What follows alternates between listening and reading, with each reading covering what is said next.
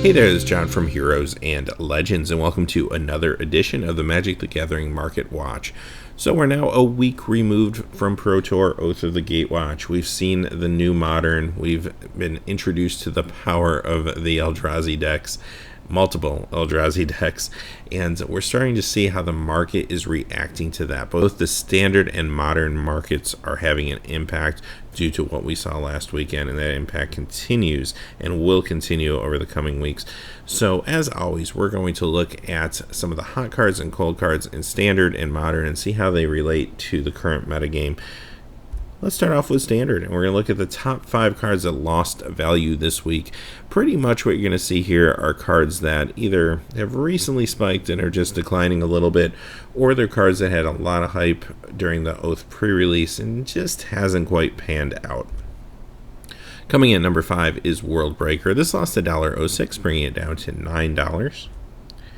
Number 4 is Dragon Lord Ojutai, and this lost $1.07, bringing it down to $13.79. Number 3, Nissa, Voice of Zendikar. She lost $1.22, bringing her down to $11.94.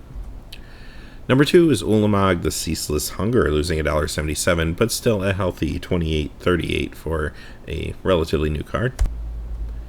And finally, number 1 for a number of weeks in a row now is Kozilek's Return, and this went down $2.21 to $11.45.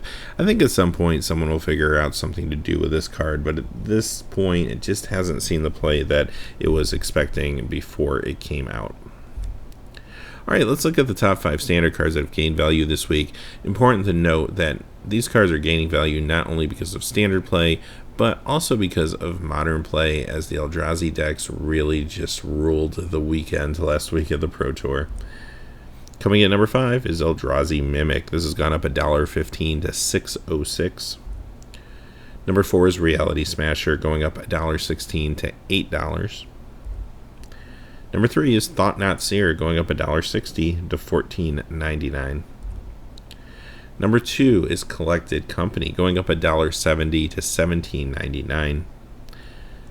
And number 1, you can't keep Jace down. Jace Vern's Prodigy is up $8.58, breaking the $80 mark to $81.48. Seeing play, of course, in standard and modern. At some point, it would be nice if they were able to get more copies out to players, say in an event deck or something like that. Oh, wait, I guess that probably won't happen now. Alright, let's move on to modern. Modern cards that have lost value this week. Now, what you're going to see from the modern cards that lost value, a lot of these have spiked recently and are just kind of stabilizing. Some of them were maybe a little too heavily speculated on prior to the Pro Tour, and when that particular deck didn't do as well, they're starting to slip a little bit, but for the most part, I think it's just this normal stabilization. Coming in at number 5 is Eye of Ugin. Now, this is the Modern Masters 2015 version, which is the less desirable version because of production issues, but it's down $2.34 to $42. Number 4 is the Modern Masters Sword of Fire and Ice, losing $2.42, bringing it to $54.28. Number 3 is Karn Liberated. This lost $2.65, bringing him down to $54.99. It's another card that recently spiked and is just stabilizing. Number 2 is Grove of the Burn Willows. This is down $2.74, but it's still up there at $81.69. And finally, we have Carplusion Forest. This is the 10th edition version. Recently saw a pretty hefty spike. It's stabilized now, down $5.07 to $5.47.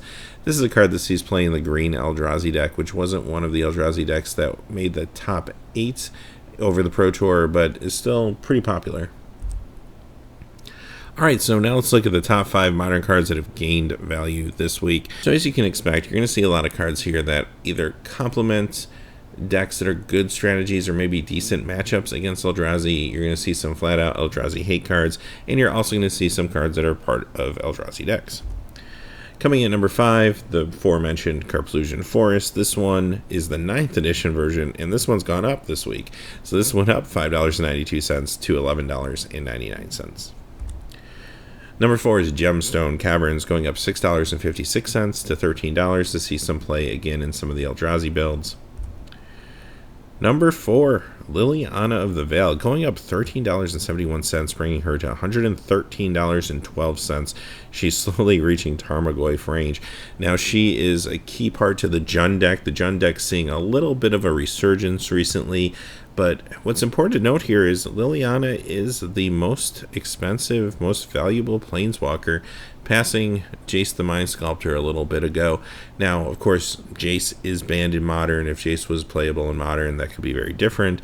But Liliana, she's on top of a stack of very expensive cards. So very interesting to see her go up at least this much in 1 week. She'll probably stabilize and go down a little bit, but I don't see her going below $100 for sure at this point. Number 2 is Archangel of Thune, going up $15.49 this week to $32.99. This is a card that saw some play in the Kiki Cord decks, and this is a 4 of in those builds. Finally, number 1, and I mentioned this in the latest episode of This Week in Magic the Gathering, Painter's Servant, going up $15.90 to $32.49. A personal favorite card of mine. I enjoyed playing this in Legacy Grindstone Painter decks. But this time around, it's some tech to hate on Eldrazi's. The concept here is that if you can give the Eldrazi's color, then it shuts off the Ancient Tomb effect of cards like Eldrazi Temple and Eye of Ugin, and then they just basically become regular tap for 1 mana lands.